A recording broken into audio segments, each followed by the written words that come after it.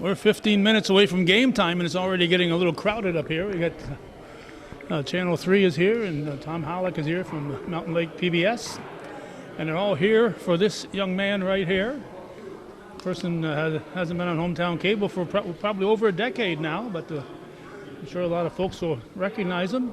What's your name, young man? My name is Art Kohn, and they probably would remember me from traveling through the neighborhood on the Lois McClure, which was a real treat for us. It was is that boat docked now? The boat is docked. It's actually on the New York State Canal System. The Canal Society of New York State is now planning to operate it and move it to the Port Byron Historic Site, which is very exciting. It's going to be the boat will be very accessible again.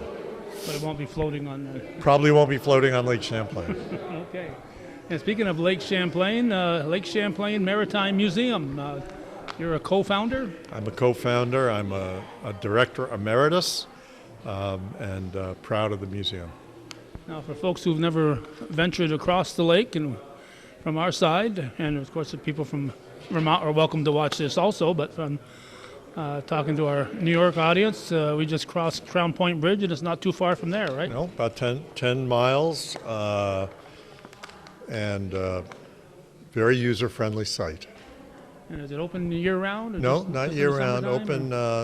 It'll be open in May and till October. Okay. I don't know the exact dates, but May to October. You have a website? Yes. Probably a Facebook page if people want to find out what Absolutely. you have to offer? Yes. But the excitement tonight is about something called the Spitfire, which goes back to the Revolutionary War, right? Well, of course, Lake Champlain is rich in Revolutionary War history.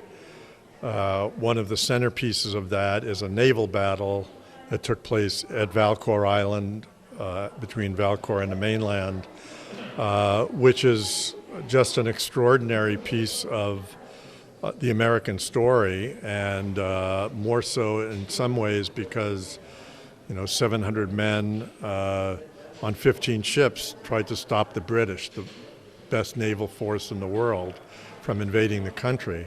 And to some extent they did it. They managed to delay the British invasion for a year, and that made all the difference at Saratoga. And so we just have this really extraordinary legacy of events, concepts, letters, principles that were being talked about, written about, argued about, and I think every generation benefits from reviewing all of that and trying to understand what it was that motivated people, how does it fit in their society, how does it fit in our society. You can't really turn on the news today without seeing a similar discussion with similar principles talked about. And so in some ways going back to the origin is I think, important, helpful. Some of it is just plain entertaining. Benedict Arnold as the centerpiece character here. You couldn't get a hero. Yeah. He's a hero. While he was here, he absolutely was. And so it's just a wonderful legacy that the region has for us and the nation and beyond, frankly. So I've just been privileged to study it for 40 plus years. We found this boat, the Spitfire, 27 years ago. When you find a shipwreck, in some ways you become like a parent. And so it's not a jump up and down celebration. It's a sober responsibility to try to manage this boat in the best way we know how, given the new field of shipwreck management. How do you manage a 250-year-old object that's submerged and save it and preserve it for this and future generations? And that's what we're trying to figure out. Because if you do pull it up, then all of a sudden you've got new problems. Absolutely. If you don't anticipate the things that are necessary, if you try to presume it will all be okay, we know that usually leads to a disaster. And we have an obligation not to do that. Now, I remember 97, it's right around the time that the confiance anchor was being brought up. That's right. And, That's right. Well, the Battle of Plattsburgh That's in right. 1814. That's right. It's a good example. The anchor was brought up prematurely. There was no plan. It sat in the sun. It was not good. We worked with the divers to get it to put back in Lake Champlain where it was relatively stable. Worked on creating a conservation plan, an exhibit plan.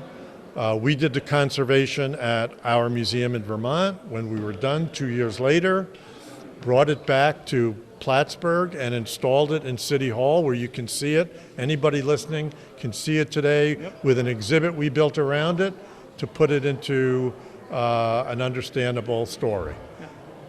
We're very pleased to have been there when it was brought up for that second and final time with Frank Pabst on the Juniper. Absolutely, yeah. And then when it got into the City Hall, we were there again to watch it return after you guys had made it so it could stay. So a lot of effort's going to be done in the next coming years because today's 2024, and in 2 years, what's 2026? What's so important about that? Well, it's the official 200th anniversary of the Battle of 250th, yes. But you know, my attitude is, if a plan evolves to do something with this boat, it should only happen at the timetable that works. We can't hurry it. Everything has to be done by the numbers. It has to be done totally right. We have to anticipate the challenges, anticipate the costs, anticipate the professional people that would have to be gathered together. It would not be a small undertaking. I would not for a moment take it for granted. What we're talking now, tonight, is a concept. Right. But if that concept is adopted, then the real hard work begins. Okay, so I'm sure you'll be mentioning this. If people want to help this progress in the future, you'll be mentioning that as part of your speech? I think that the Clinton County Historical Association is a great partner in all of this work. And I think that by staying in touch with them and looking at their website and material, they will be kept informed. Okay. Anything else, Art, before we let you go? No, thank you. All right, thank Appreciate you for chatting with us. Good talking. Good to see you again. All right. Great guy. Has worked so hard for the history of our area up here in the North Country in New York and Vermont. And we're at the old base church here, the old base chapel on the old Plattsburgh Air Force Base, and this is where this event is taking place. But there are so many things that happened on Lake Champlain, and it's always important to help and preserve those history and the memories, so we applaud his efforts. Testing, and I don't. So everybody have a seat. This wonderful chapel. Look around, look up. It's beautiful.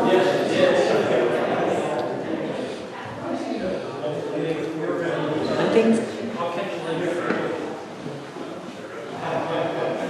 Thank you, everybody, for coming. We're really pleased to have you here. On behalf of the board of the Clinton County Historical Association, we're pleased to be able to be here to provide this presentation for you, to you. I would like to also thank the chapel for allowing us to have it here, and thank you for all who have donated. I noticed some have, because they really they have to keep the lights on just like any other not-for-profit, and they did not charge us, so we're just asking everybody to maybe contribute on the way out if they didn't contribute on their way in, so thank you very much. We're proud, the CCHA is very proud to be working with the Spitfire Discovery Team. And tonight we have a number of special guests, and I noticed a lot of them are in the audience, so thank you all for coming. But tonight, Daniel McKay is with us. He's the New York State Deputy State Historic Preservation Officer. And I'm going to turn the program over to him, and he's going to introduce our guest speaker.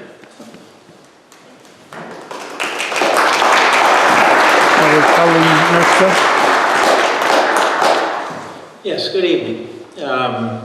Thank you for the opportunity to join you this evening. It's a pleasure to be up from Albany. I've got some other business in the North Country over the next 2 days, and this is a great way to kick that trip off. So I am Daniel McKay. I do serve as Deputy Commissioner for Historic Preservation. I serve on the executive staff at New York State Parks, Recreation, and Historic Preservation. I do serve as Deputy State Historic Preservation Officer, which is for the federal designation that acknowledges my and our office's responsibilities under the the National Historic Preservation Act, passed in 1966. We are a nation-leading office. We are a nation-leading state in terms of historic preservation activities, and I have one of the great jobs in state government. So it is my great pleasure to introduce Art Kohn this evening. I've known Art for a number of years, dating back to his captaincy of the schooner-rigged replica sailing canal vessel Lois McClure. I was able to join him on 2 voyages across the Erie Canal corridor with that vessel.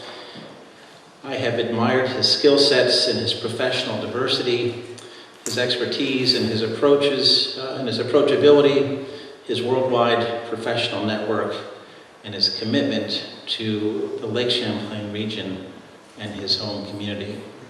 The list of what he has not done in life may be shorter than the list of what he has accomplished.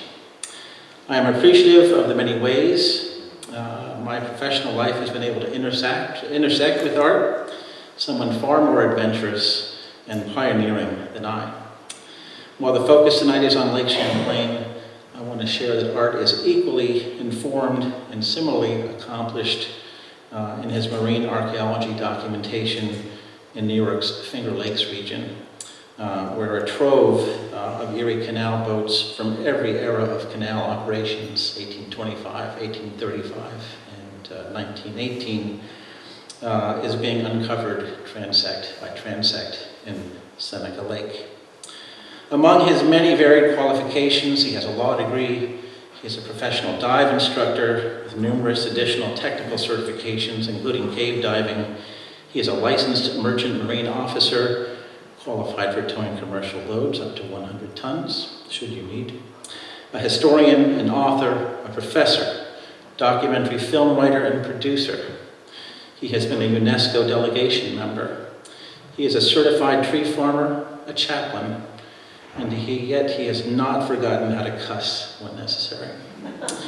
Each and every one of those skills, accreditations, experiences, and perspectives is fundamental to informing his long-recognized leadership in pursuing the discovery of the gunboat Spitfire and his long-standing commitment to assessing and pursuing the appropriate path forward for evaluating and informing the conservation approach for this unique resource. When I meet up with Art on the water, I've always brought lemons. We can't let a busy, informed, groundbreaking career be sunk by the mariner's scourge of scurvy. So I welcome him to the podium with this handoff and hope you too fall under the spell of his expertise and his aspirations that will be shared this evening. So Art.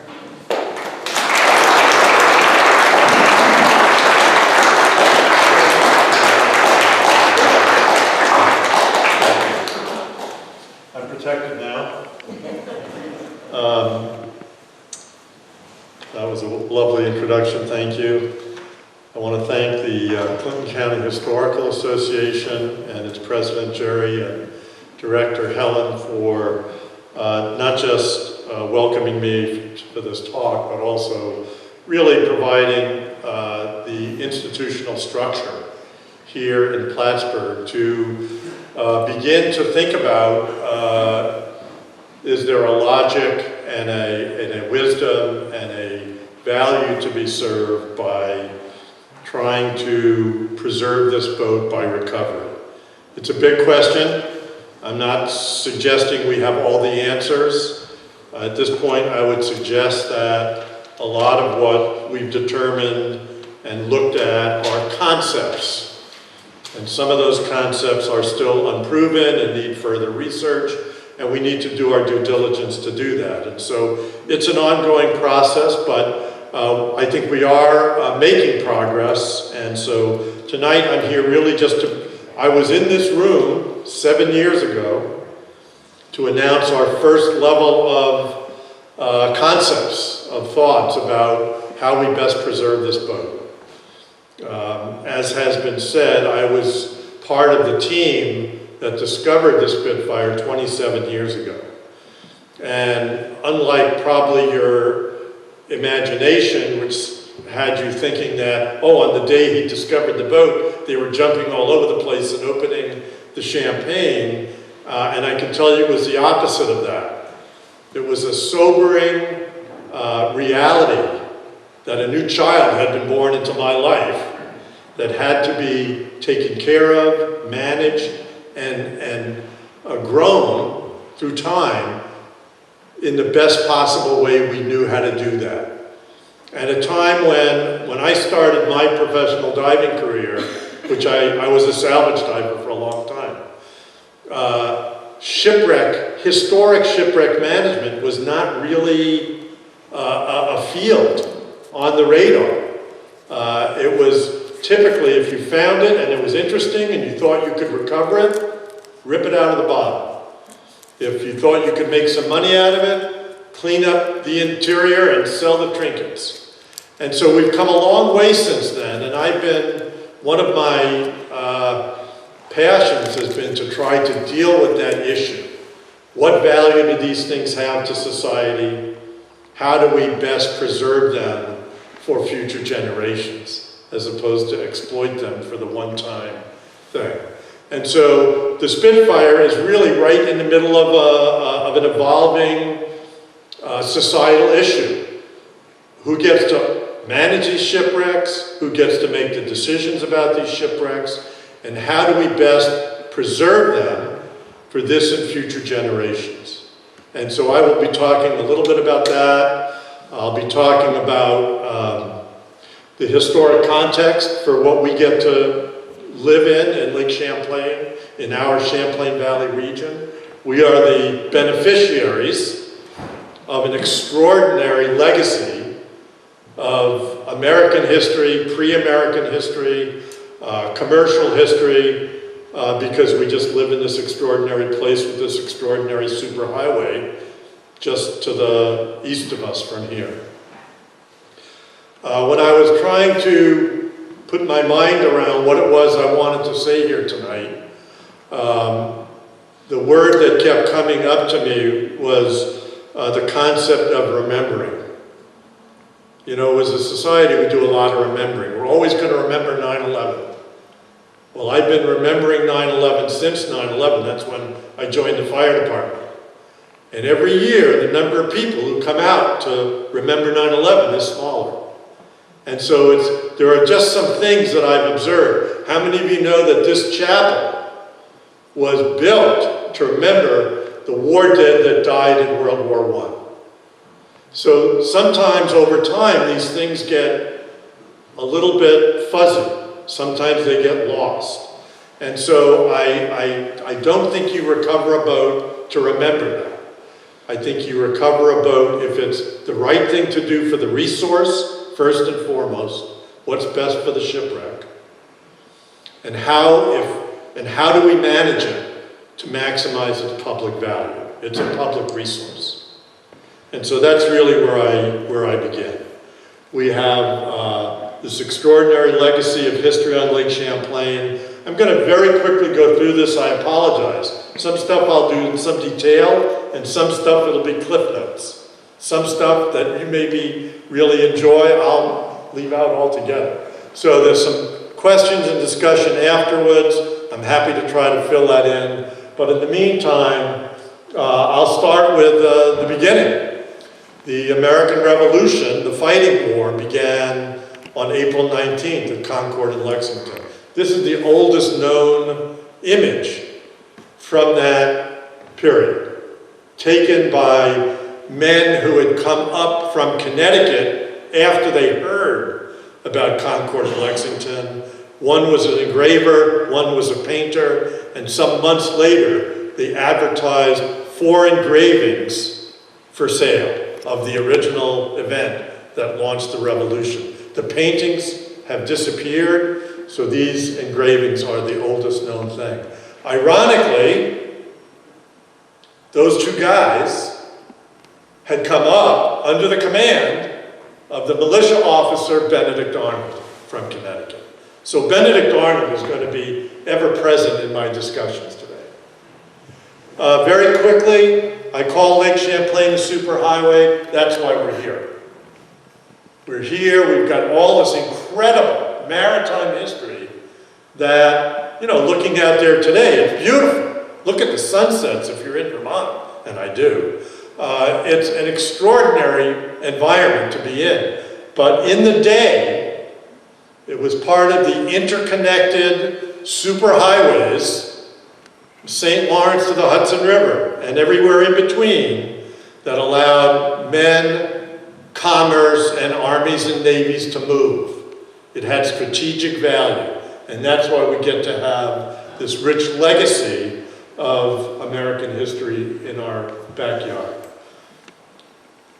The shots that were fired, that were heard around the world, happened on April 19th. 21 days later, Ethan Allen with the Green Mountain Boys seizes Fort Ticonderoga in what has been characterized as the first offensive action taken against the British.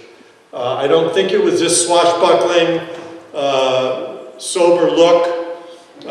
We have actually the narrative of what Ethan Allen was supposed to have said to the officer he took, and even though I do curse from time to time, I will not repeat it to you tonight. What is usually lesser known and sometimes intentionally not spoken of is that with Ethan Allen and the Green Mountain Boys, in a shared command that was hateful, they hated each other, but they shared the command, taking Fort Ticonderoga. This was where Benedict Arnold shows up.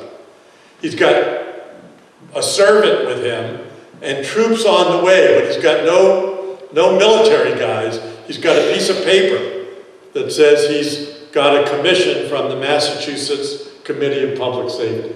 But his activities are really important. One of the things he did, he had sent a small group on there. When you come up, go by Skenesboro. Skene, I'm told, has a big sloop that, you know, we might be able to use. So get it from him, take it from him. And so it has given me one of the really profound moments that I periodically, when I first read this, I had to stop and really just think about it. And now I try to present it to kids, school groups, and anybody who listens to me. Because on May 11th, the same day that they're taking Fort Ticonderoga and Mount Independence, in Crown Point, this boat was captured from Skenesboro, now Whitehall, and Eleazar Oswald kept a journal, and he was the officer in charge, Arnold's man, and he wrote this one-liner. We set sail from Skenesboro in a schooner belonging to Major Skene, which we christened Liberty. I just think that's important. I think that's profound as I read other things written throughout the Revolution and beyond. When I hear people talking today, that concept is still talked about. It's really important. I'm not saying I fully understand everything it means, but I think it's one of the things we need to be thinking about. And then Benedict Arnold, one of the skills in Benedict Arnold's bag of tricks was he was a mariner. And he realized that Lake Champlain was a superhighway. If you control it, you control a really important thing. And so he knew there was only one other large boat on Lake Champlain. There was Skene's vessel, and there was the King's sloop up at St. John. And so as soon as the Liberty showed up, along with some bateau, he puts some of his men who showed up, and they go north to seize the King's sloop at St. Jean, the northern end of navigation on Lake Champlain. And they're successful. They surprise The British don't know there's a revolution on yet. It's that early. And so they surprise those guys. They take the boat. They take any cannon laying around. They get any boat that they can put men on, that they can move away. They capture everything they can capture and burn the rest. And they're on their way back to Ticonderoga when Benedict Arnold writes, very important, 10 days after he takes Fort Ticonderoga, he's back at Fort Ticonderoga, and he writes, I am under no apprehension from the enemy, as we are masters of the lake. So it wasn't pretty back then, it was strategic.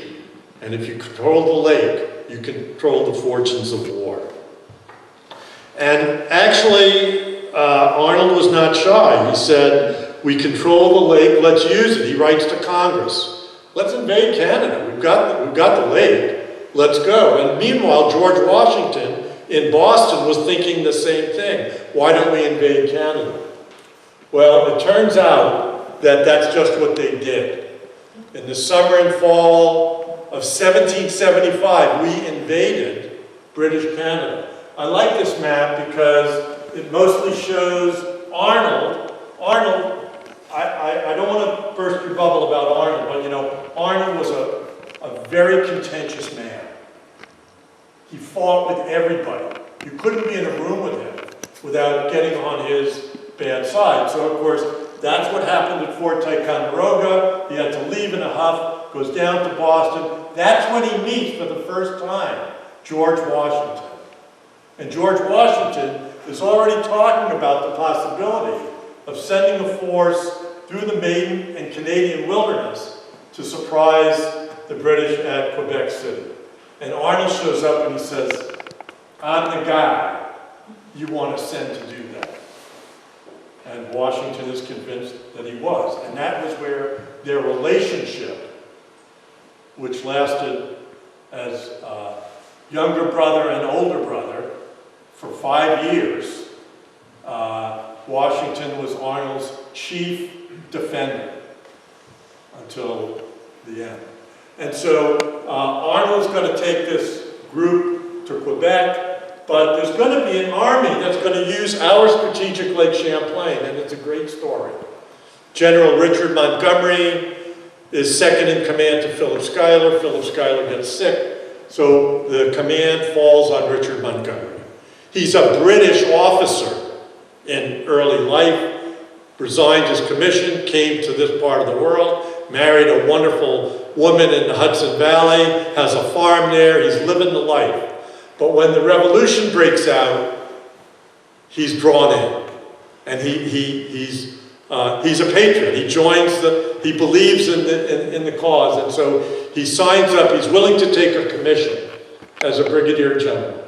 And as a brigadier general, taking over for Schuyler, he's leading this force, this ragtag force. He writes about it. It's really the formative days. No discipline. Each province hates the other province, won't have anything to do with them but fighting. It's really like herding some bad cats. And so here, this is one of the great establishing maps of the siege of St. John. So the British are in St. John. They hold St. John, and they've got several hundred professional troops. They've got some redoubts, they've got cannon. They're building boats to retake Lake Champlain, because right now Arnold's got the only 2 big boats. And so they've got to do that. And so there's this multi-week, several-month siege that happens at St. John. While that happens, Chambly gets captured by the Americans. And so St. John is where the action is going to be, and it stays that way until November, when the Americans are successful and the British army that's holding St. John surrenders. What's interesting about this map is that it was drawn by Lieutenant John Andre. who becomes much more involved in the Benedict Arnold story on the other end. But the fact that he was here and present is a remarkable, history has lots of connections. And this is one of the ones when I realized that, I was like, you gotta be kidding me. That John Andre was here, did the map, and what I was able to do is, I compared it with another map that we knew he did. And it's the same hand. Well, so now Arnold is making his way. It's one of the great sagas of the Revolution. I can't spend all night talking about it, but we could. Kenneth Roberts' March to Quebec. It's one of the really extraordinary things to read about, to understand why were they doing this. The intense sacrifice of this group is worthy of trying to understand. The two armies finally meet in front of Quebec in early December 1775. General Montgomery is in charge, Arnold is second in command. What do? It's December. What's it like in December in front of Quebec? Did they plan for that? No. Did they have supplies? No. Are they dependent on the Canadians to, feed them and keep them warm and all of that? Yeah. And so it's kind of working, but there's a clock ticking because their limited army, which is combined about 1,000 men, most of their enlistments run out on New Year's Day. And so the two commanders decide, well, heck, let's wait for that big snowstorm, and while we still have an army, we'll attack.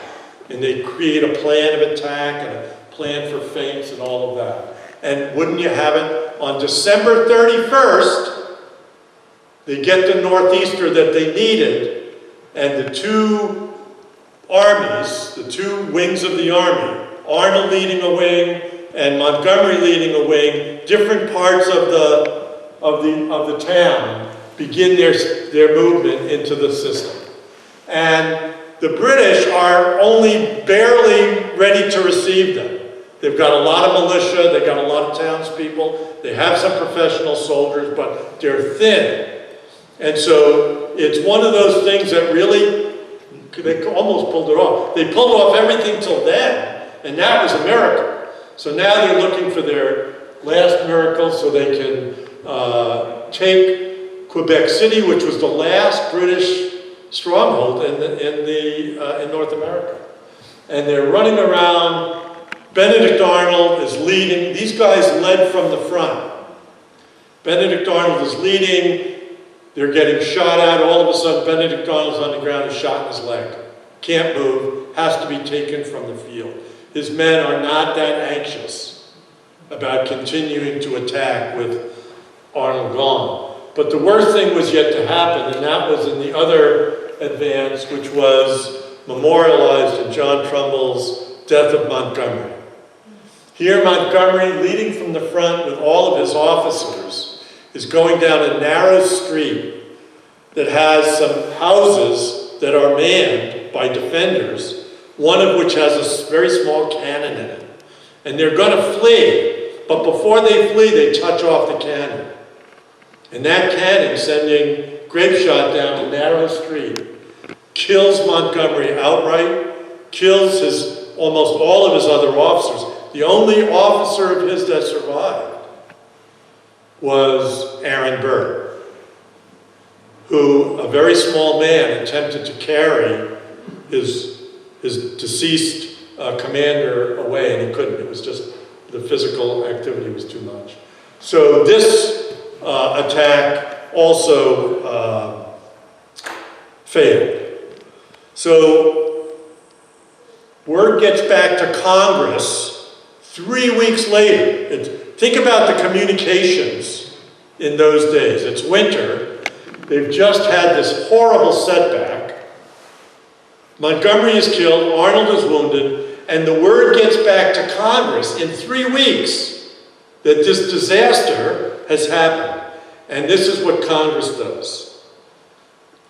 They vote on January 25th to establish a monument to remember Richard Montgomery. And Benjamin Franklin is drafted to write the inscription and to hire the sculptors. They were the sculptors to the King of France. And they did create the monument. And that monument says, "This monument is erected by order of Congress, 25th January, 1776, to transmit to posterity a grateful remembrance of the patriotism, conduct, enterprise, and perseverance of Major General," he was promoted posthumously, "of Major General Richard Montgomery, who after a series of successes amidst the most discouraging difficulties fell in the attack on Quebec 31st December 1775, aged 37 years. And Montgomery, who had written a whole series of letters to his wife Janet, I mean, when you read the letters, you realize, he says, "There's nothing I want to do more than get out of here. There's nothing I want to do more than leave these contentious troops who are terrible with discipline and barely, willing to follow my orders. All I want to do is come back to you and the farm and the life that we live. But my honor and my commitment is a real thing. And so I will stay until I can come back to you with my honor preserved." And so, I think that's important to know.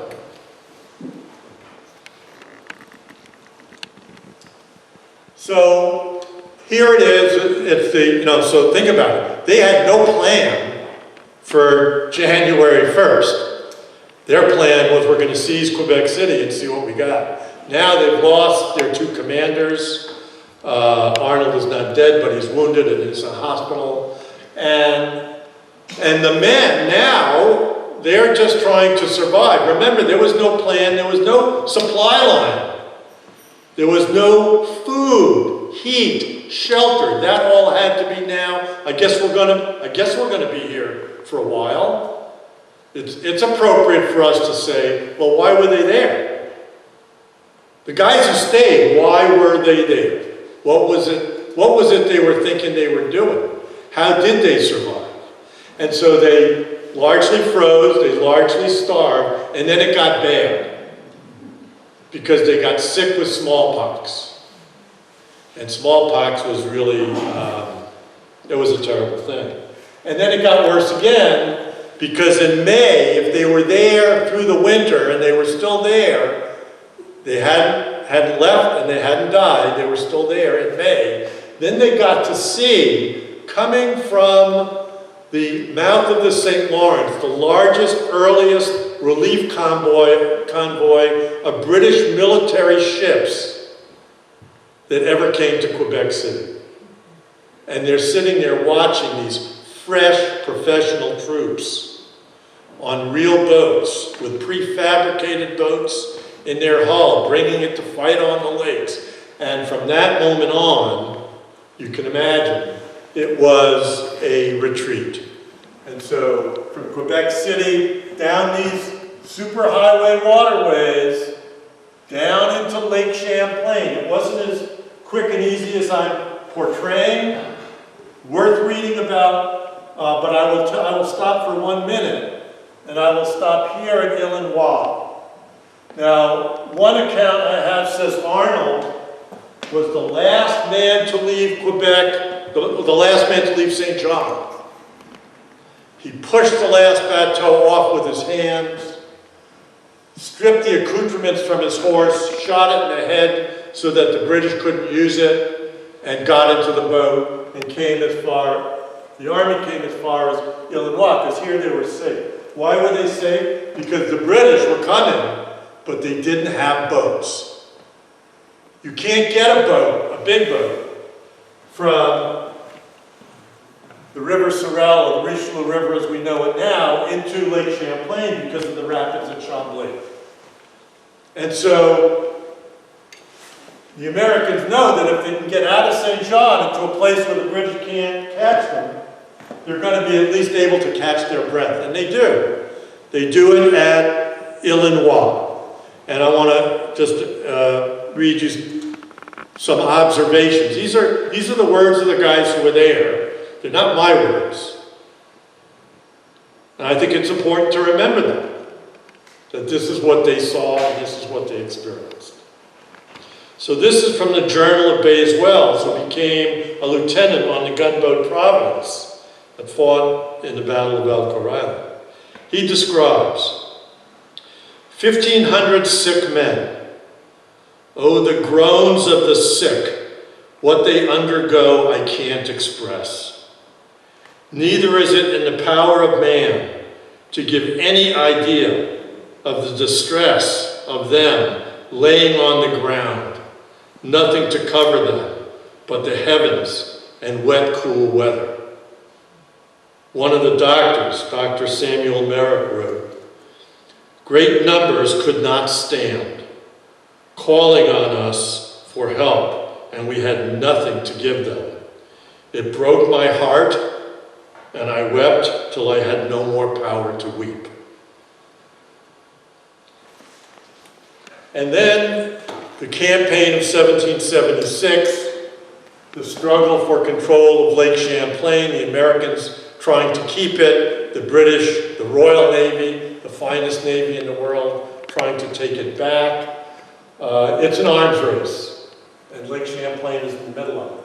At Skenesborough, where the Liberty had been seized, Benedict Arnold superintends the shipyard that's established there and directs that they build flat-bottom gunboats and row galleys, the two boats that became the backbone of the fleet. And this is what it might have looked like. I think these dioramas are really aces, and I apologize, I don't remember. This is at the Skenesborough Museum at Whitehall. It's first class, and I apologize, I don't have the person's name to credit him, but it's really extraordinary, and it's accurate. It allows you to put yourself there. Now the British, not to be outdone, they were smart. They could only go as far as Chambly. They couldn't bring a big boat into Lake Champlain. So Arnold and the people calculating advantage figured, well, you know, we got the boats we captured last year, we got the new ones we're building. We're really not going to have to face the British in an actual battle, because there's no way they can even get close to what we have. They won't come down. But in the meantime, they had some really ingenious mechanics in their ranks. Lieutenant John Shank was the master.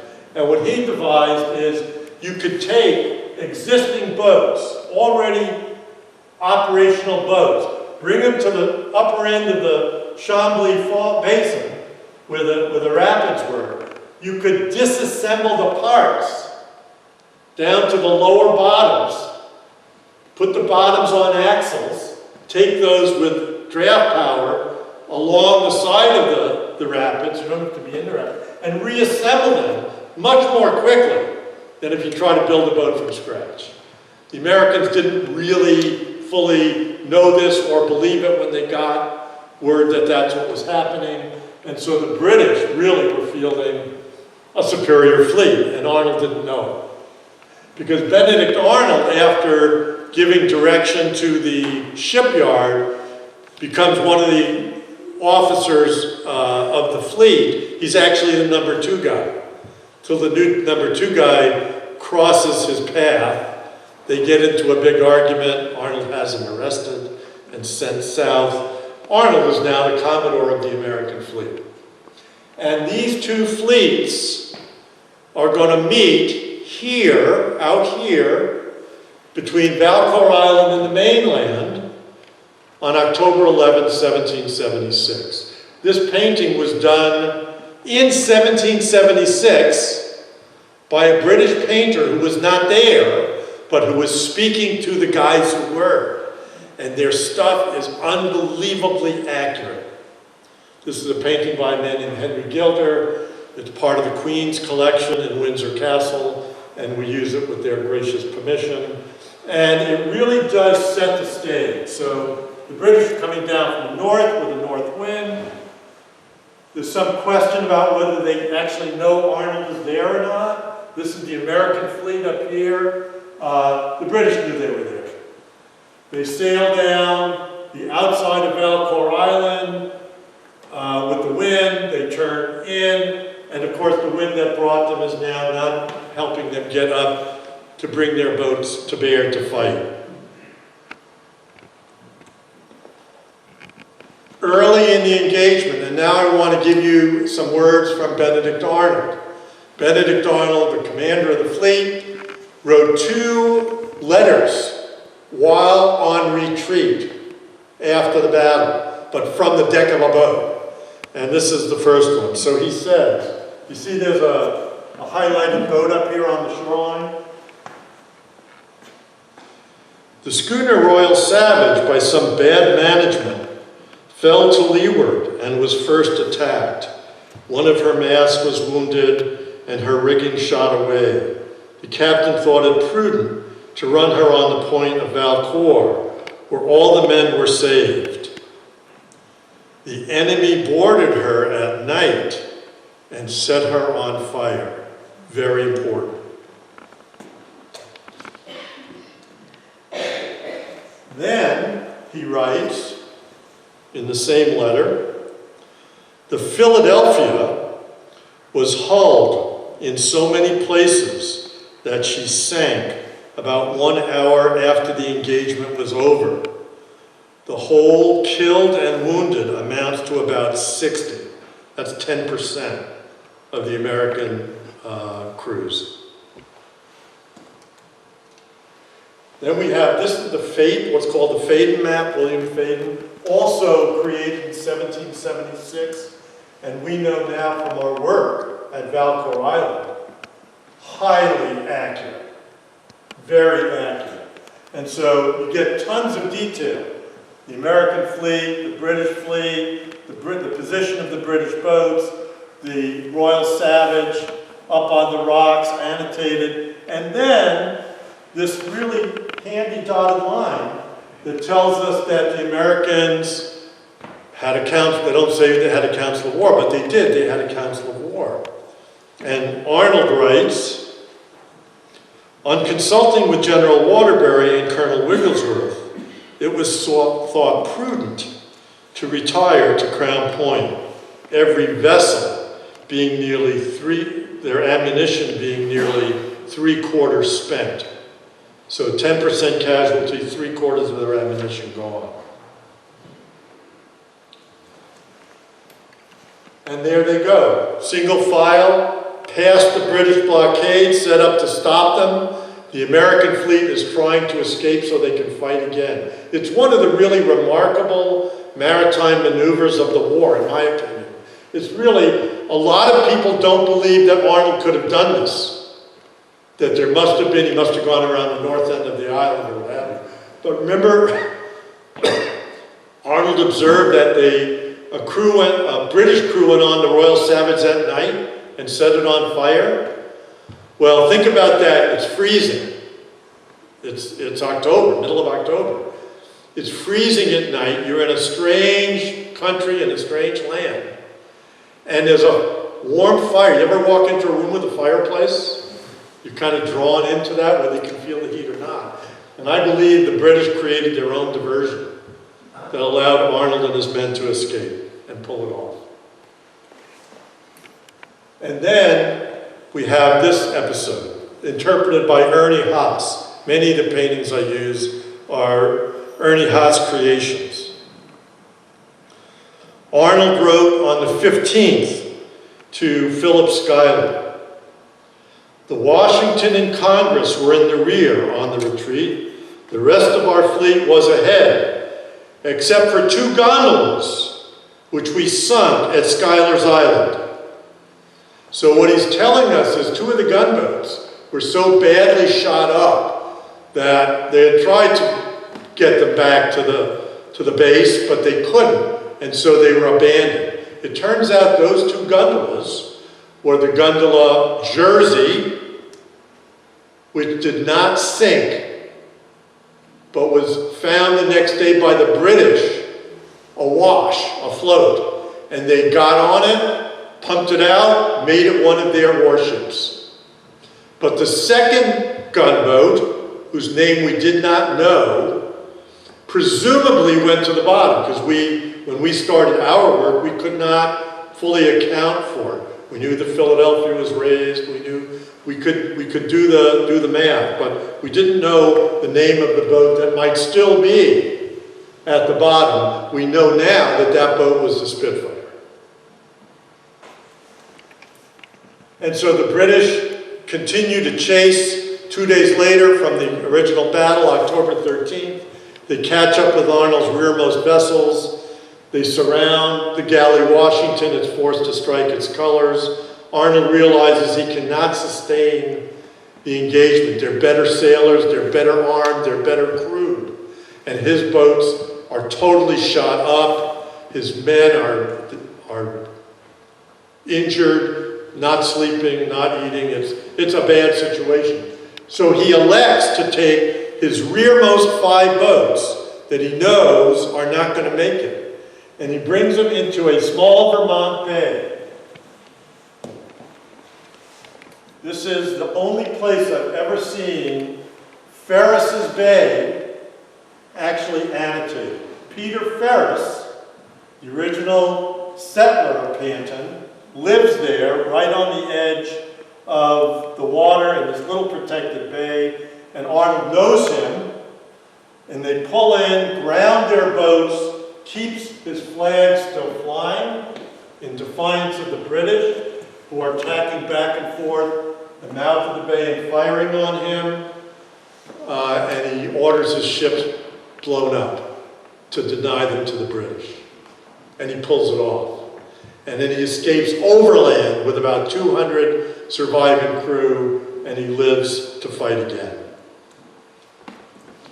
Now, the Americans, including Arnold, get back to Ticonderoga and a new fortification on the Vermont, the eastern shore, now they're calling it Mount Independence.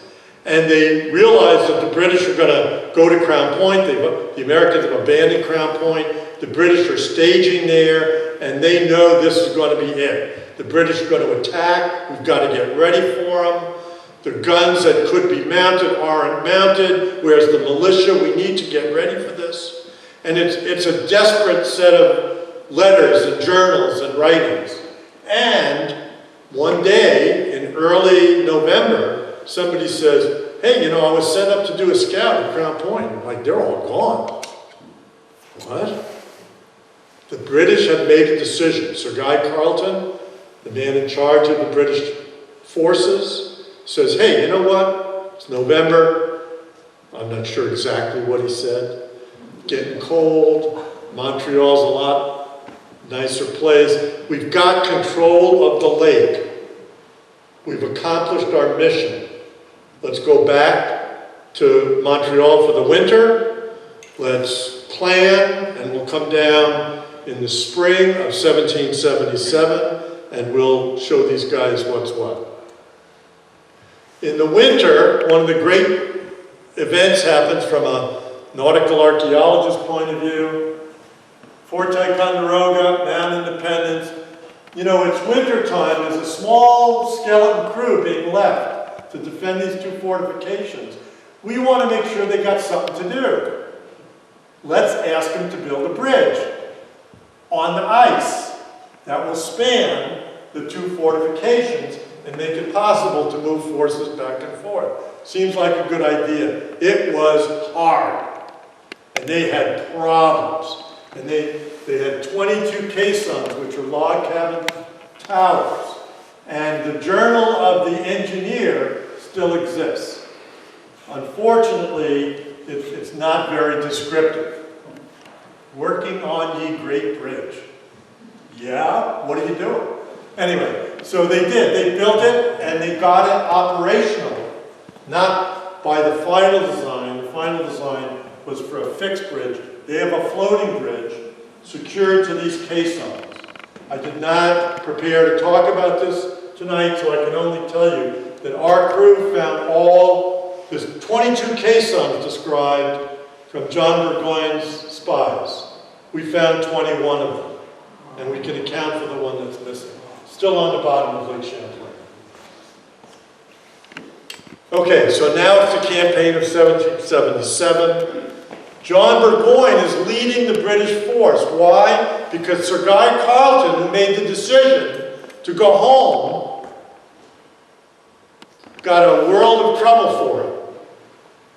He was second guessed by all the command in London, and John Burgoyne, who had gone back to England for the winter, was very enthusiastic about pointing out the mistakes that Sir Guy Carleton had made, and miraculously they gave John Burgoyne command of this independent army to invade from Canada. Now that you control the invasion route, it'll be a walk in the park. We'll give you every gun, everything you need, put the army together. The army was already here from the previous year, and Burgoyne is, if you read his writings at this time, he's cocky.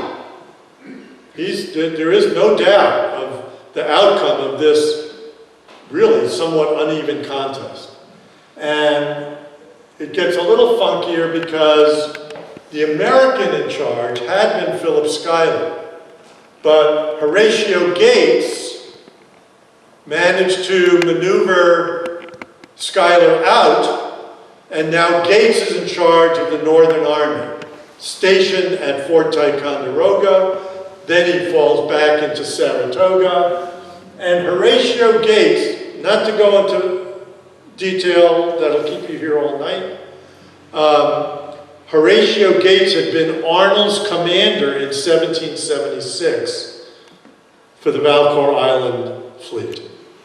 He was based in Ticonderoga. Arnold wrote to Gates almost every day. This is what I need, this is what's happening, this is what I think is going on. Gates would write back, whatever you say, Benedict, you're the man. You know this Navy stuff. You're doing a great job. I mean, this is really super. And they were absolute allies and buddies in 1776. 1777, not so much.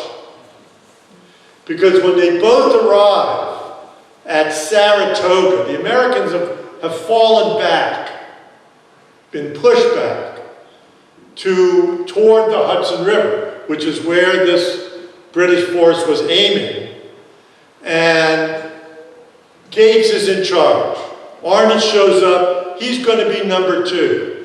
They sit around at a meeting in the command tent, and I don't know exactly what was said, although we can piece it together pretty well, but I can simply characterize it as Gates saying something like, I think the world is flat.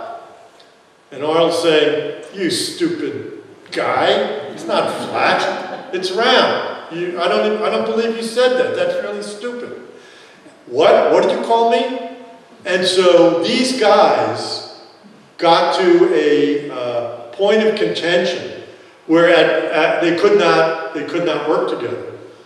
There were 2 battles of Saratoga. At the first battle, Arnold was in charge of the left wing, the most prestigious command in the army, and he did remarkable work. The battle was essentially a draw. They fall back. The argument between Arnold and Gates is only getting worse. Finally, Arnold says, if you're going to be this way, I'm just going to resign my position. I'm going to leave. I'm going to go back to Philadelphia. I'm going to talk to my big brother, George Washington, who you're trying to undermine anyway, and, I'll just be done with it. And Gates goes, there's the door, buddy, go. And so, essentially, Arnold gave up his command. Gates took it. He's in charge. There's no question who's in charge. As the next Battle of Saratoga is forming, the second battle. And I want to read you what John Burgoyne, said about that battle when he was back in England and testifying in front of the House of Commons. It was actually all written down. And he said, "I have reason to believe my disappointment on that day." I'm going to switch to what actually happened. "I have reason to believe my disappointment on that day proceeded from an uncommon circumstance in the conduct of the enemy. Mr. Gates, as I have been informed, had determined to receive the attack in his lines.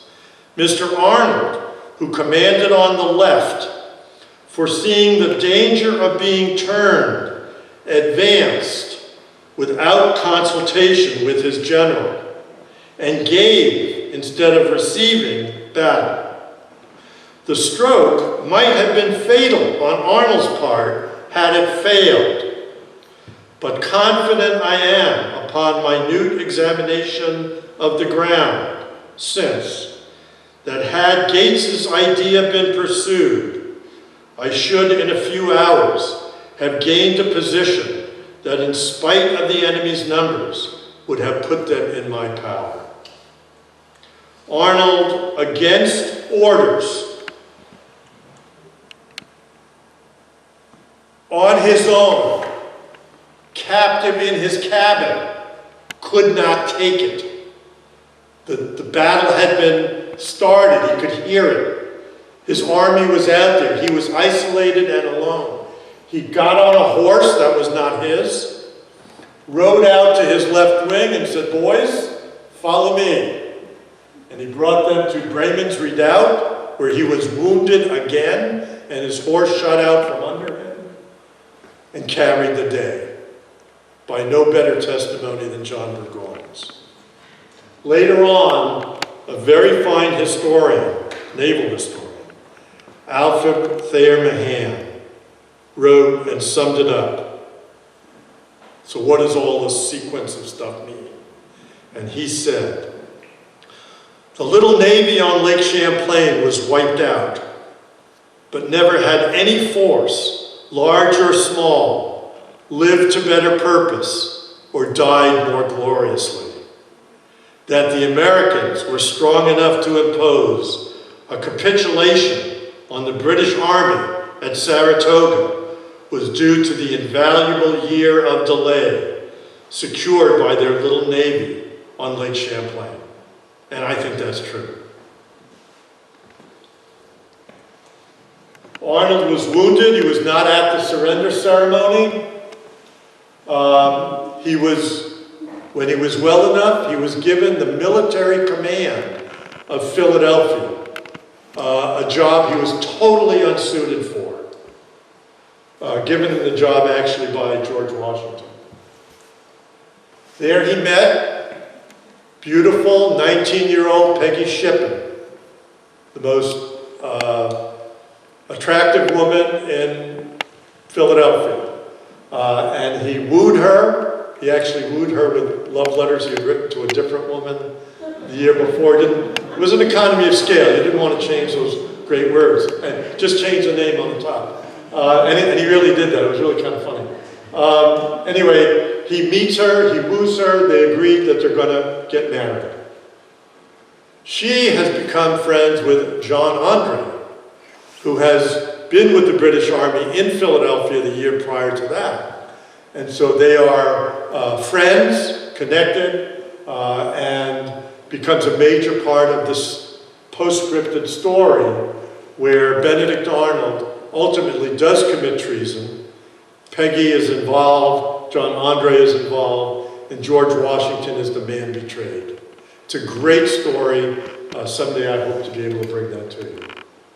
So, the war ends. We know how that worked out. We're all very happy about that, even though today we do a lot of discussion about worrying about our democracy and our country and our founding principles. That's why I think this stuff is so important. And the part of this that, of course, I'm interested in particularly is the underwater cultural resource part. I was lucky enough to be trained as a professional diver, worked as a diver, came into the discovery of a new field called nautical archaeology and felt like I had gotten home. And so finding the shipwrecks is the easiest part of any nautical archaeologist's job. Don't give us any credit for finding shipwrecks. Everybody can find shipwrecks. Go out with the equipment, run some transects, or just drop it in the water. You'll find shipwrecks if they're there. What you do after you find the shipwreck is complicated and important because they have arguably value, they're public resources, and we've got a long, if we learn from history, we've got a long track record of managing and loving these things to death. And I'll give you a good example of that. 1909, what was that? Tricentennial of Lake Champlain's, I won't use the term discovery, but the stumbling into Lake Champlain of a French explorer by the name of Samuel de Champlain. 300th anniversary, we got to celebrate, we got to commemorate. Let's get close to history. Gosh, are there any shipwrecks? They're so interesting. Are there any shipwrecks we might be able to find? Hey, there's that one off of Fort Ticonderoga. You can see it at low water. Let's get it. And this is the committee, the commission, for the 300th celebration at Fort Ticonderoga, patting themselves on the back for accomplishing this great thing. And what they thought they had found was, sorry, the R is gone, the Revolutionary warship Revenge. That was part of Arnold's fleet. And you notice there's a chicken wire fence around it. Well, some enterprising citizen decided they probably ought to burn it one night, so they didn't, and the fence went around to try to protect it. So finding it, managing it, those are important things.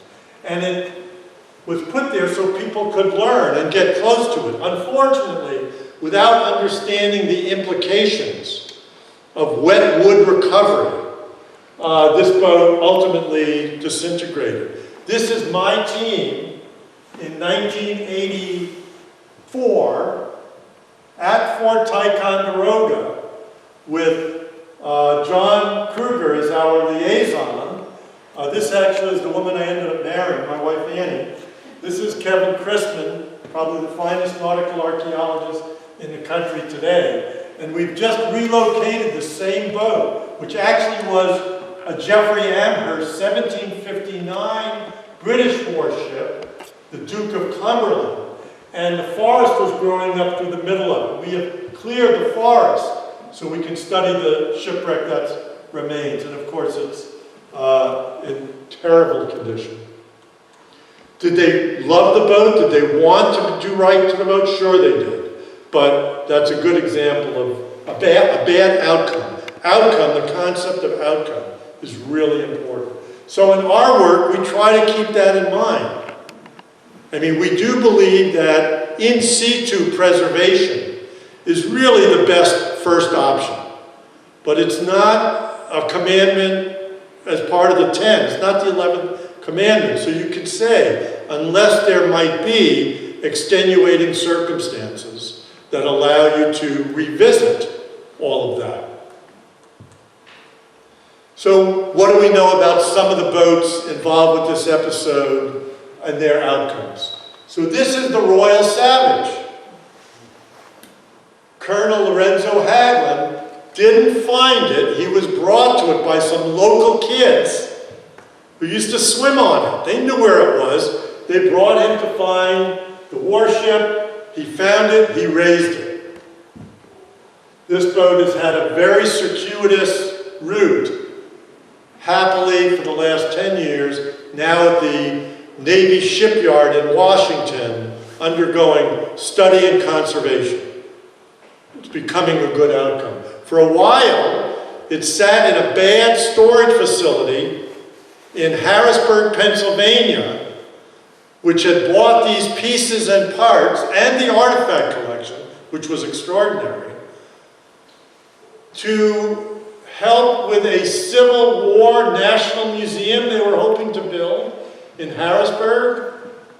Well, they built the Civil War Museum, and somebody realized, well, what does this have to do with that? And so it sat in bad storage until it was rescued by the Navy. And then there's the famous Philadelphia. Sank 1 hour after the fighting stopped from damage. Same Colonel Haglund, who was a salvage engineer, educated at the Plattsburgh base. He was one of the officers that got trained here and went to war. He then became a professional salvage man for Merritt Chapman Scott. He knows how to do this stuff.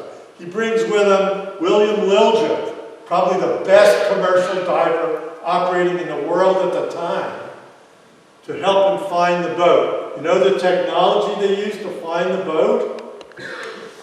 Not the sonars that we have been so lucky to be able to use. They didn't use sonar, they used a wire stretched between two boats, dragging along the ground till they snagged it. Well, they snagged a lot of stuff before they found the Philadelphia, but they eventually snagged it, and there it was, sitting on its bottom, with its mast still up, with 3 cannons still in place, everything there untouched. And of course, you find it, you raise it. That was the ethic. And so for the next 25 years, I should point this out. The boat was raised, and Colonel Haglund was asked by an attentive news crew, so, Colonel Haglund, you've raised the boat, and it's intact, and it looks terrific, and it's so exciting. What are you going to do with it? Good question. Well, let's see, I'm going to try to give it away to the people at Ticonderoga, to the people at Crown Point. Somebody's going to want it. And that exercise did not work. Nobody wanted the boat. And so Colonel Haglund became its caretaker and devoted his life to it for the next 25 years, until he passed. And when he passed, he had made arrangements for the boat to go to the Smithsonian Institution, which was building its new National Museum of American History. And it's really kind of cool. They set up a boat builder from Maryland, James Richardson, who built a packing crate made of white oak to protect the boat for the trip. And that, you're not looking at the boat, you're looking at the packing crate. And this boat went by water all the way to Washington, where it was installed in the National Museum of American History, which is where it's been ever since, and annually seen by literally multi-million people a year who learn the story of what happened here through that boat. I think it's terrific. I would not move it. These guys, Harold Ellis and his buddy here, spent the next 10 years documenting every bolt, plank, everything there was to back engineer from the original. They did. They created a set of plans that is probably the most extraordinary and detailed I've ever seen. And I had made friends with some of the curators there, and one of them, Dr. Philip Lundenberg, who was a world-class historian, and I'm proud to say was a mentor of mine. When I talked to him about building replicas, because we had built a bateau early on, and I said, I've been thinking about, maybe using these extraordinary plans to build a full-size operational replica. He said, great idea. I will get you plans. I will get you the rare endorsement from the Smithsonian Institution for your project, but I'm going to give you a piece of advice. Build it slowly, because people will enjoy the process of watching what you do. And I went, wow, I would have done it differently. Thank you for that. And that's what we did. We built it slowly. We built it exactly as the plans presented it. We did not try to improve it. We even copied things we knew were mistakes. We built a clone. That was our goal. And we involved kids, school groups, elders, you name it. The boat has a magic of its own. The process has a magic of its own. And then we launched it on August 18th, 1991, and I've included a quote from your Senator Stafford, who gave one of the keynote talks there. And I wish I could say that he said, the lake should be a bridge and not a barrier, because he was talking about New York and Vermont. But I'm not sure if he said should be or is. And I was trying to be accurate, so I just took the one I thought it was. But I had to give you that little disclaimer. But he set the tone. We're all in this valley together. Let's work together. And so we had 4,000 people there. They're all connected to the event. And then we take the boat out and put it through technical trials as a watercraft. We learned everything except for sinking it. Actually, we did sink it a couple of times at the dock. But when you build something that's faithfully accurate, you get a chance to do that kind of experimental archaeology. So we learned that these were terrible watercraft, as watercraft. They were great gun platforms. You put 3 heavy guns on a flat-bottom boat and bring it into battle. That's what it was built for. Not to be smooth, not to handle heavy weather. We traveled it around the lake for 2 years and then brought it to the museum where it serves as the classroom for everybody who came.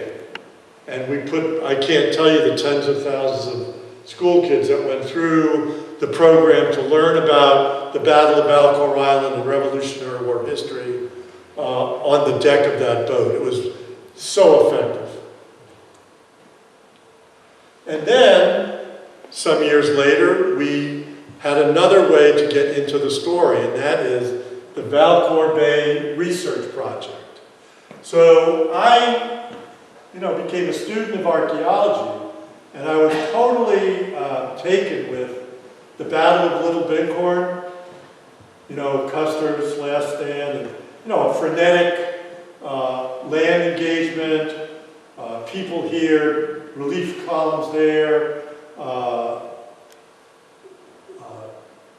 victims over there. And so they studied it. They studied the letters, the surviving accounts, the accounts of the rescuers who came too late, and they created what they thought was the Battle of Little Bighorn, what happened there.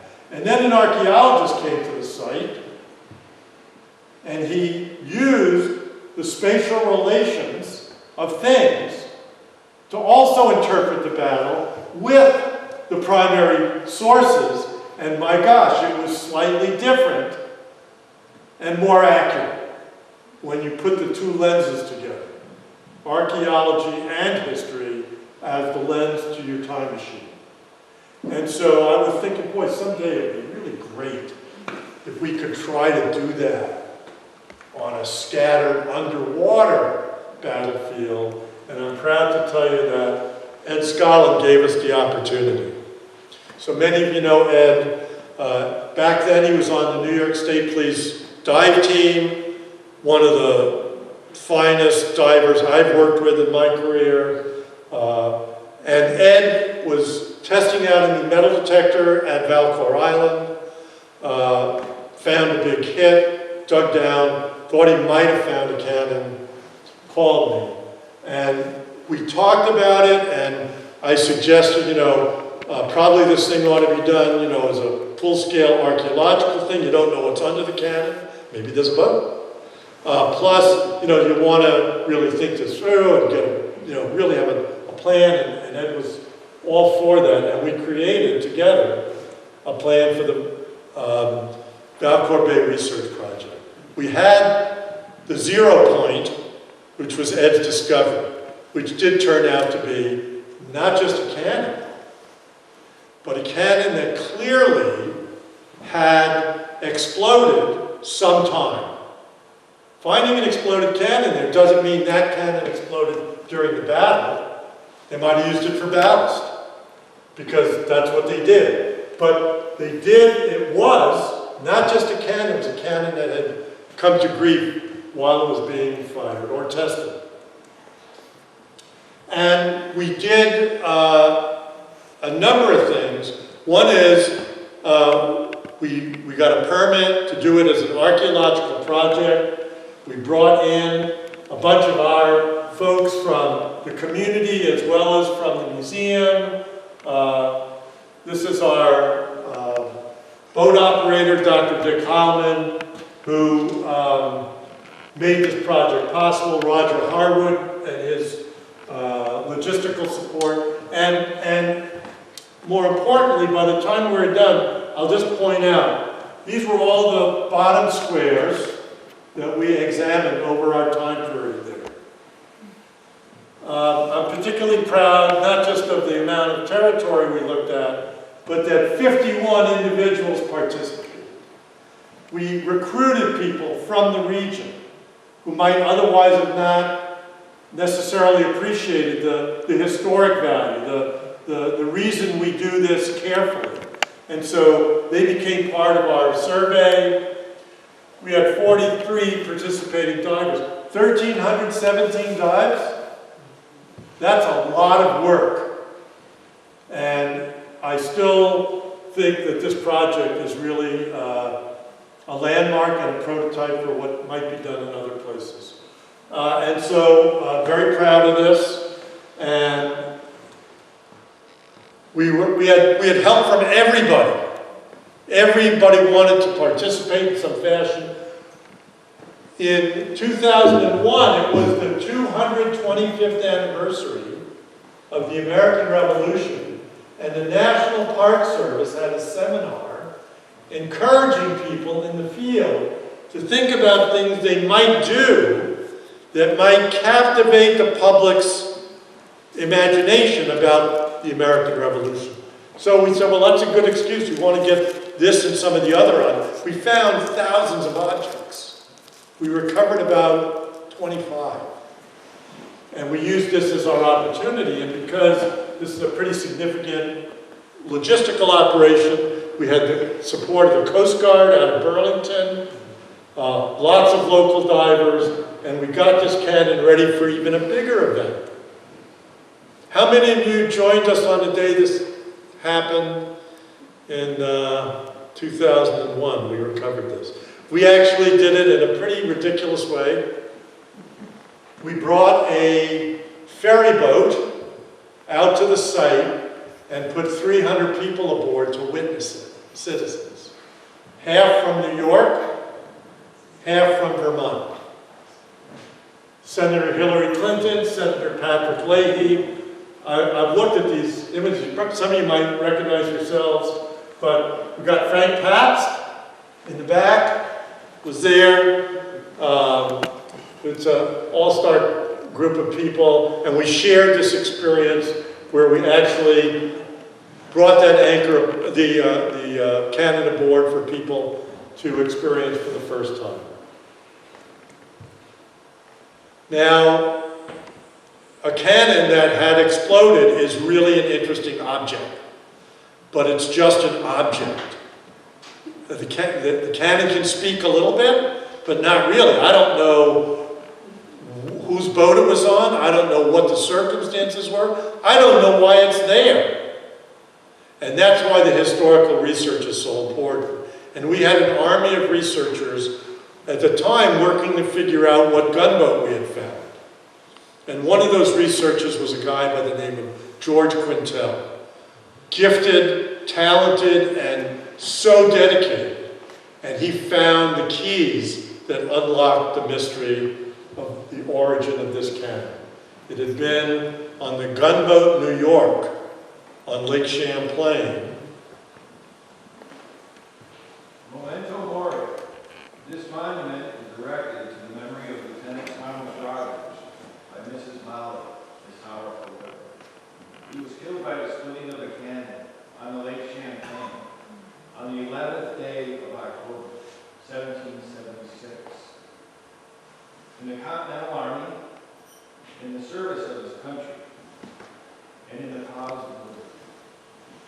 26 years and 9 months. So I've been doing this work for a long time.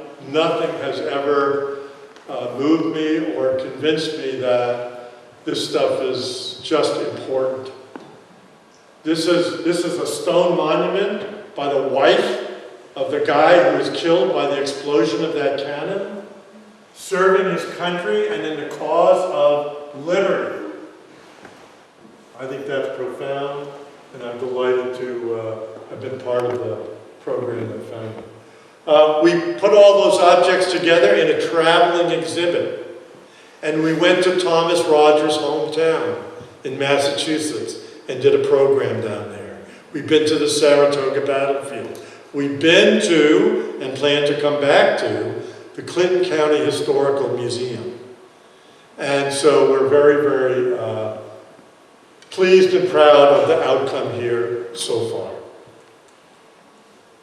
And then, of course, we all know that the lake has recently been invaded by an aquatic nuisance, many of them, but in our case, the zebra mussels and the quagga mussels are of great interest to us. When we knew they were coming, when we knew they were here, actually, and that they would be expanding their colonization on shipwrecks, we put forward that we wanted to fast as we could, now that we had sonar and GPS and all the good equipment. Let us go and systematically examine the entire bottom of Lake Champlain and find and study the shipwrecks before they're totally encrusted, and then of course before we worry that they may be damaged. So we geared up to do that. We used the RV Neptune for the whole project. Fred Fayette, Peter Baranko, two of the very principal people in the discovery team. We could not have done this survey without these two guys. Peter was the navigator, laid out every single line by hand that was run. He's also the finest historian that I've ever worked with on Lake Champlain. And Freddie was the master mariner that ran every single mile of the 6,000 plus that we ran over those 10 years. And we went and we used side-scanning sonar to survey the bottom. We found 80 new shipwrecks. Most of them were commercial boats, because that was the biggest user of the lake over time. But we also wondered about that missing gunboat that we thought went to the bottom, but we had no real conclusive evidence that it stayed there or that it wasn't somehow recovered at some point. In the second year of our survey, we found this sonar image of something that was clearly not a canal boat. And we went and did an exploratory dive to see what we had before we brought up a lot of ROV equipment and what have you. And I'm proud to tell you that this was what we saw when we finally got to the bottom. A completely intact gunboat with a cannon still in place in the bow, its mast still standing full height, a few artifacts showing above the mud, but we believe most of the objects will be well preserved within the mud of the hull. So I've said it before, it wasn't really easy, but the relatively easy part is finding the boats. Now the daunting task of managing it, and we're in the 27th year of trying to do due diligence to do this right. Well, it's a public resource. We had to announce it to the public. We did not announce anywhere along the way the location, just that it had been found, and it's a connection to the Battle of Alcor Island, the Revolutionary War, the formative years of the nation. Senator Patrick Leahy was our keynote speaker, and you see the rest of the team. The Manleys, geologist from Middlebury College. Peter is hidden behind him. Freddie Fayette. And in 18 months of focused research, with contributions from George Quintel and an army of researchers, we were able to determine, without a lot of doubt, that this boat, which we had been calling the missing gunboat for 18 months, was in fact the gunboat Spitfire. And we're now totally, we know that that's true. So, we've got this boat on the bottom of Lake Champlain. It's a living legacy and connection to the time period. We worry about the mussels. What will the mussels do? Will they simply obscure the view like this? This is actually Lake Ontario, 300 feet of water, an American warship, the Hamilton. I want to go back one slide if I can. You notice there's a human skull right there. So you're seeing a vessel. We know the context. We know that many people died in this sinking, and we're getting some useful information. Now we go fast forward to 20-odd years. That's the same boat in 300 feet of water with quagga mussels on it. And that piece of human remains is no longer even visible.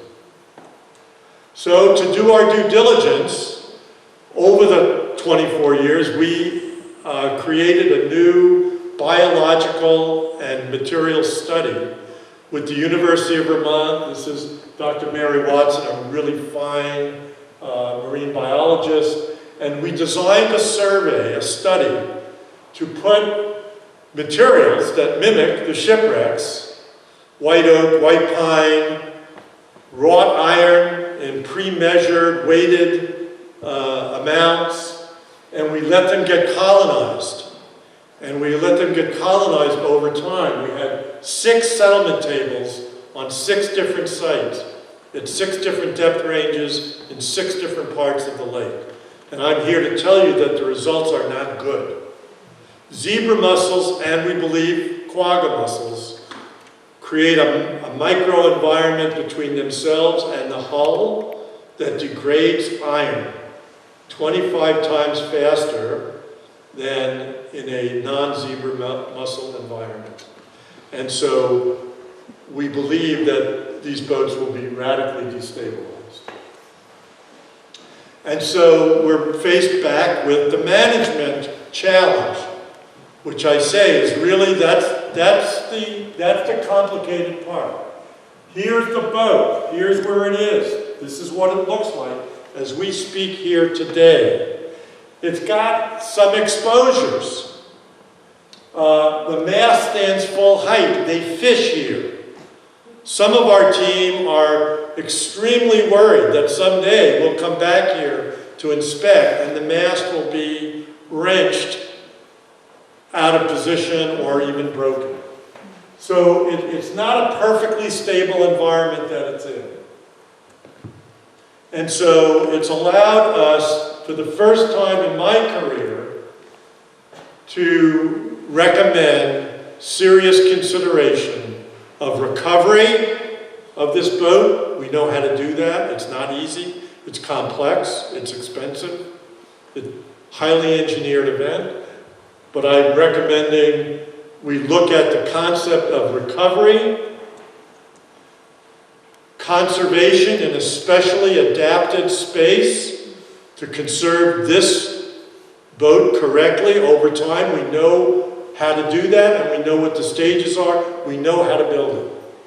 And then, without knowing where it would be, but also pre-selecting once the conservation was done, have a facility that can serve as a public new museum to tell this national story.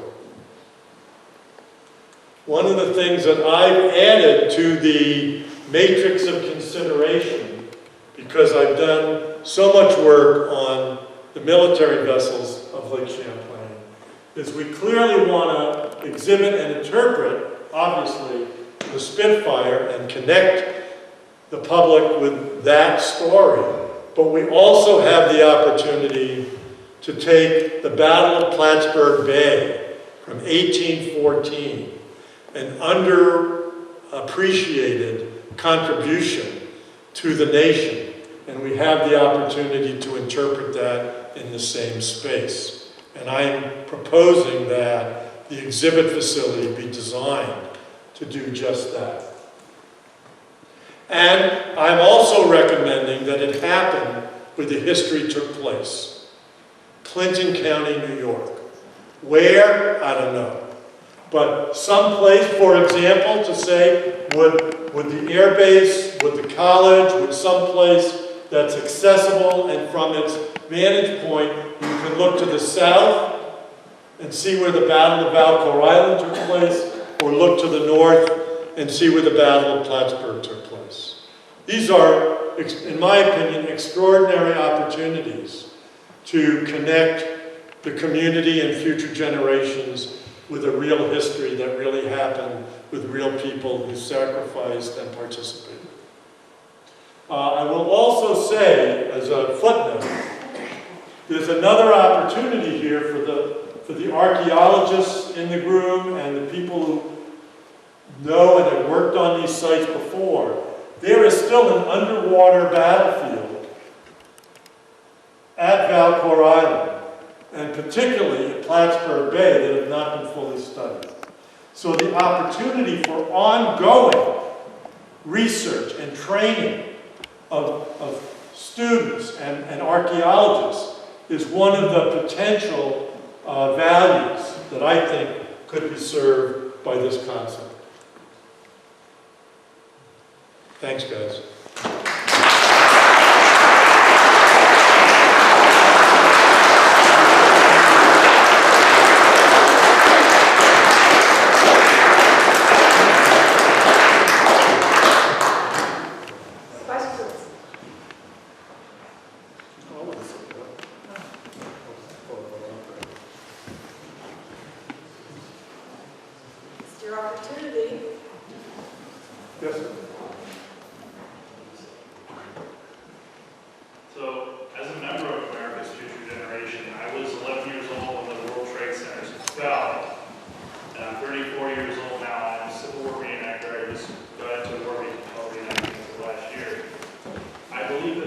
Spitfire should be raised from the bottom of Lake Champlain because for members of my generation, and there are basically none of them in here except for the news personnel, it's an incredible resource to have that boat brought up from the dark waters of Lake Champlain and put into this community, because a lot of people, when they came up here for the eclipse, were writing there's nothing to do in Plattsburgh for young people to see or interact with. I mean, even though the museums are here and they're incredible resources, people didn't take advantage of them the way that they should have.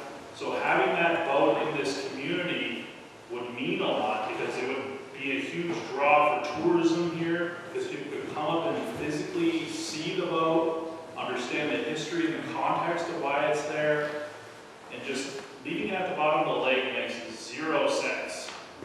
I understand that as an archaeologist, you need to appreciate it where it is and how it got there, but it needs to be here with us into the future, for my generation, for my niece who's 2 years old, to be able to come here and see it, and grow up and see it, so when she has children, she can pass the legacy of that to her kids.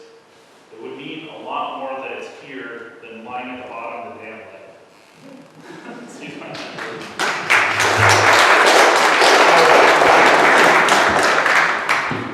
I agree.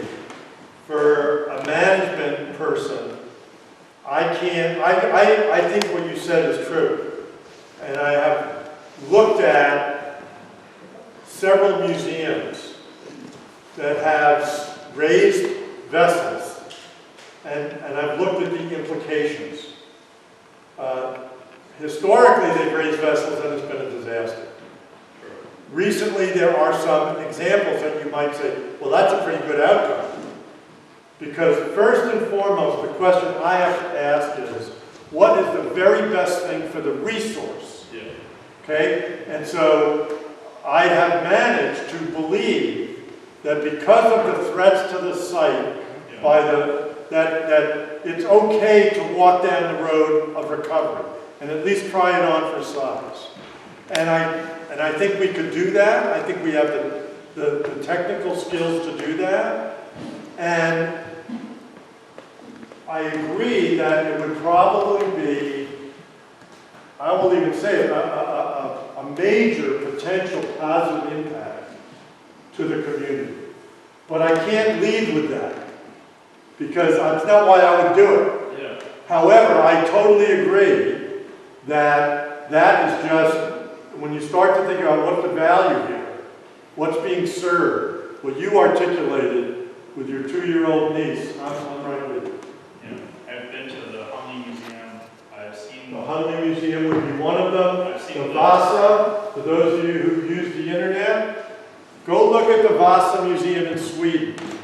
And let me quickly disclaimer. You won't see the Spitfire. You'll see a small boat next to the Vasa that's about the size of the Spitfire. The Vasa is 6 stories tall and the most extraordinary piece of wooden sculpture you'll ever see in your life. That museum, it just so happens, sees, I think, 1,300,000 people a year now. That was a few years ago, so probably more. It produces a surplus, pays for all of its operations, all of its staff. This is directly from the executive director of the museum that I was interviewing. And produces a surplus that goes to help support the other Swedish national museums. That's not why we would do it, but we can't, if it's true, then we can't, it's just part of the matrix of what you figure out. And so I think that's important to look at that. And interestingly, the Vasa, which is probably the most extraordinary thing I've ever seen in a building. Putting a boat like that in a building is really framing it. The Vasa Museum's history sank on its maiden voyage. It was poorly designed by the king. They interpret all of that. Great, terrific. This boat fought at the Battle of Valcour Island under the command of Benedict Arnold, with a cast of characters that are important to understand, including, especially, Lieutenant Thomas Rogers. So I think there's some really high values to be served there. Thank you very much for your time.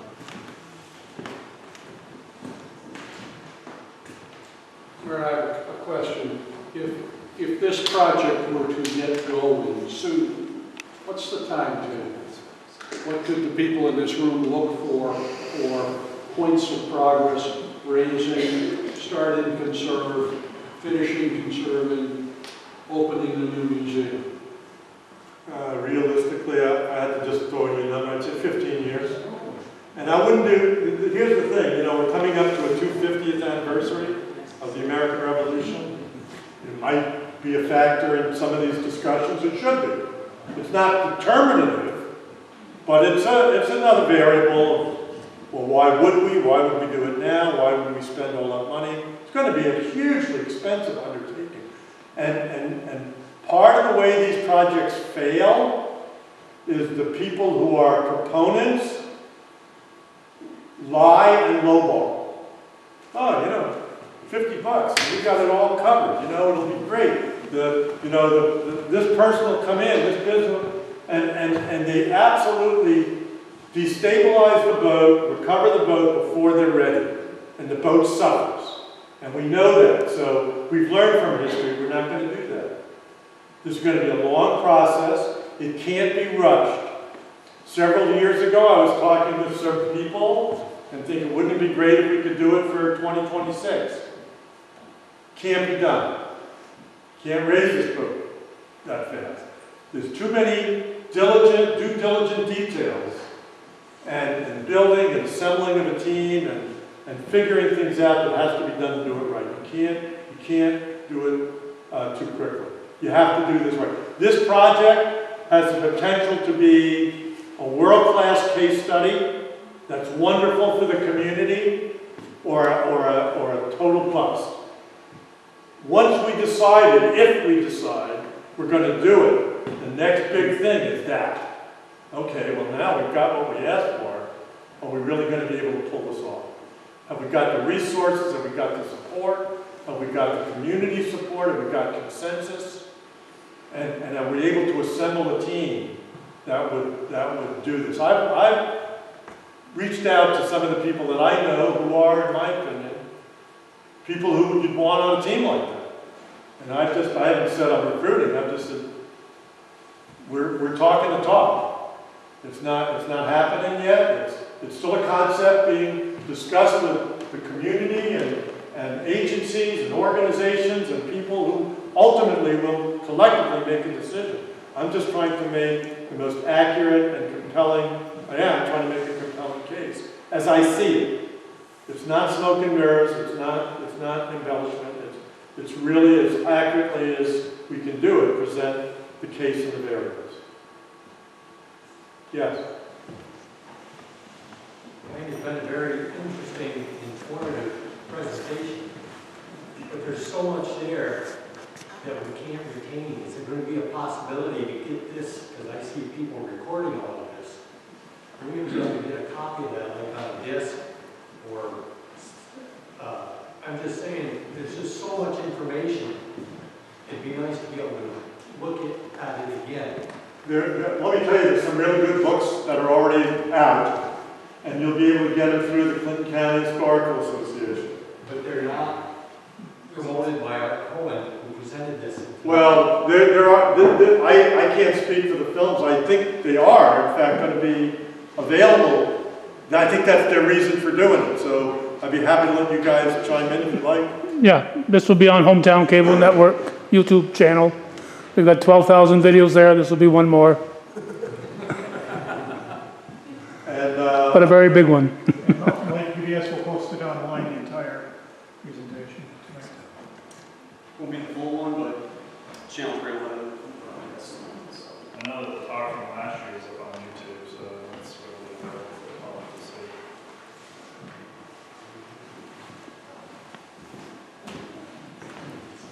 Who owns the vessels? Who owns the vessel? Great question. Wow. I believe that the vessel is owned by the people of the United States, citizens. They have a collective ownership interest in it, as does future generations. Whose jurisdiction it is to manage the vessel, I would argue, is an evolving science. It's actually evolving law and public policy. And I would argue there are two agencies of jurisdiction. The federal government passed the Sunken Military Craft Act in 2004. And they are, by legislation, the presumptive manager of military craft, whether in American waters or around the world. If they went to the bottom as American vessels, they're still American vessels unless formally abandoned or given up. The other jurisdiction is the state of New York. The state of New York has been managing archaeological resources and underwater resources for more than 50 years. We always applied for our work for 2 permits, from the Navy and the New York State Museum. And 10 days ago, we applied for yet another permit to go back to the Spitfire this year and do our annual inspection under permit, and we applied to both agencies. And so we're proposing a partnership, if you will, by the Navy representing the feds, by the state of New York, actually represented here tonight by Daniel McKay, to do the right thing by the boat. I hope that answers the question. Yes. Would there be a local salvage team to do this, or would it be a contract team, or what would you put together for that? I would presume it will be an outside contract team of deep water engineers. But before we need to do that, here's what we need to do. Here's what I'm advocating we do. And I've been advocating this for a while, and it hasn't happened. But it should this year. I'm advocating 4 studies get commissioned. A recovery study by an ocean engineering company. We've been in conversations with some. a conservation study talking about process and physical plan, which have already been, those conversations at least have been preliminary, all preliminary. A business plan study. So what does this really look like? Cash in, cash out. Let's be realistic. We need to produce an accurate budget. And lastly, what does the final interpretive center look like and where is it? So those four things need to get done. Those things could get commissioned and resulted in a year and a half. And that's, to me, the due diligence of, is this really the right idea? You know, the engineering guy can say, well, this boat is just won't hold together. You can't raise it. I think we've got some experience with it. But we need to know that. And we need to know the timetable and the costs involved and the technology that's going to come to bear. And right now, we don't have that all planned. Would there be local involvement? Yes. But this, first and foremost, we're doing what's right for the boat. Art, I've got one. How high is the mast on that, roughly? About 50 feet off the bottom. About 50 feet. Thanks, guys. I'm going to hang out for a little while. I want to visit with some of you, and certainly happy to. Oh, Jerry. Can I just say, we will, Clinton County Historical, will find the information from the people who are here filming tonight, and Julie will put it on our Facebook page where people can access it, and the information will be at the museum. You can call, and Helen or somebody there will be able to tell you who was here tonight so that you can be able to watch the presentation again. Okay? And thank you. Thank you. Thanks. Clinton County has been like a...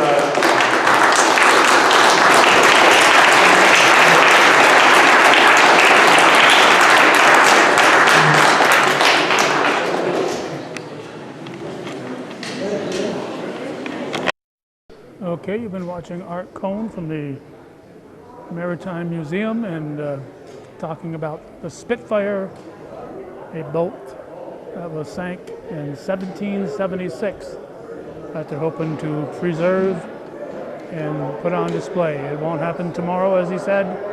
This is a long, ongoing project. I probably won't be around when it reaches fruition, but it will certainly enhance the historic significance of the area and what people can see and relate to the people the important battle that took place here back in 1776 on October 11th. So that's going to wrap it up. Hometown Cable at the Old Base Chapel here in beautiful downtown Plattsburgh on this April 25th, 2024. Thank you for watching, and thank you for Art Kohn and for the Clinton County Historical Association for arranging for this presentation.